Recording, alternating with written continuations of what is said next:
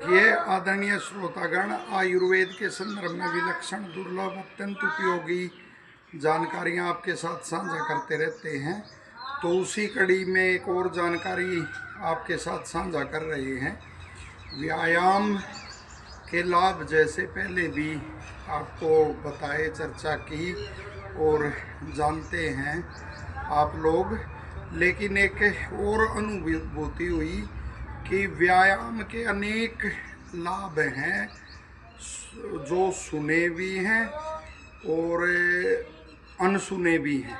बिल्कुल, कितना ही वो चर्चा करो इसकी तो वो नई नई अनुभूति, अनुभव निकलते जाएंगे। तो सुने अनसुने अनेक व्यायाम के लाभ हैं।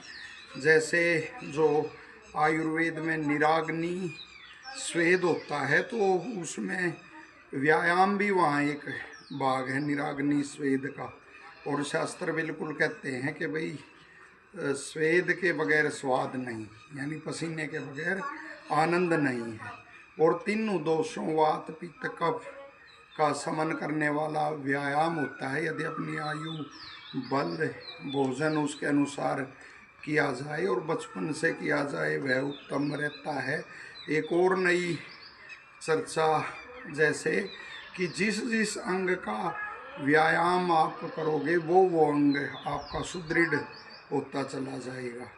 जैसे आपने देखा होगा, कोई दंड ही ये ज़्यादा लगाता है, चेस्ट और ये शोल्डर्स हैं, छाती, कंधे, ये उसके सुदृढ़ हो जाते हैं। हाथ आदि और बैठका करता है तो ये थाइज हैं, ये मजबूत हो जाते, पैर मजबूत हो जाते। जिस जिस अंग का आप व्यायाम करोगे वो मजबूत हो जाएगा। कई बार तो ये देखने में आता है, कईयों का एक हाथ पे अगर यदि दंड करते हुए वो दबाव हो, उसी और की चेस्ट में उभार आता, मसल्स मजबूत होते हैं। वे देख के इसलिए करना चाहिए संतुलन बनाकर। तो उसमें एक अनुभव बताता हूँ। जैसे वो गोला फेंक रहे थे बच्चे, तो एक बच्चे ने काफ़ी आगे फेंका, तो उसके साथ ही मैं भी फेंकता रहा और काफ़ी वो किए, काफ़ी बार गोला फेंका। तो कंधे में थोड़ा कोई मसल ऐसे पुल हुई, तो वो रहा दर्द कुछ दिन, लेकिन अपने आप समाप्त हो।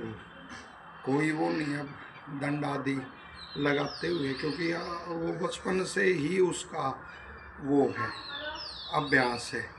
तो इस तरह से और अनेक बार, जैसे देखो ये दौड़ संपूर्ण उसका शरीर का व्यायाम है। ब्रह्मचर्य के साधन पुस्तक में स्वामी ओमानंद जी ने भी ये इस पंक्ति का उल्लेख किया कि दौड़ संपूर्ण शरीर का व्यायाम है।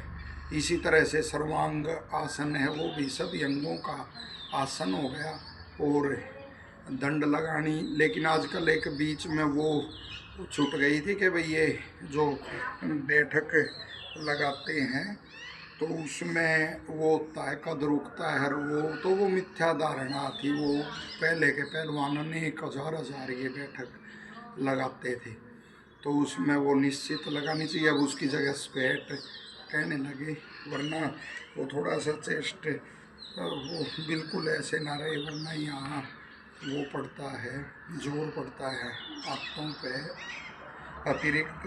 थोड़ा सा चेस्ट आगे रही और बैठ कैसे आप लगा सकते हैं, पूरी वो लगाओ आराम से। जो आराम की मुद्रा, वो शरीर के रहे, पीछे भी ना हो और आगे भी ना हो, ऐसे ही वो बैठक आदि भी लगाओ, उससे भी पैर मजबूत होंगे।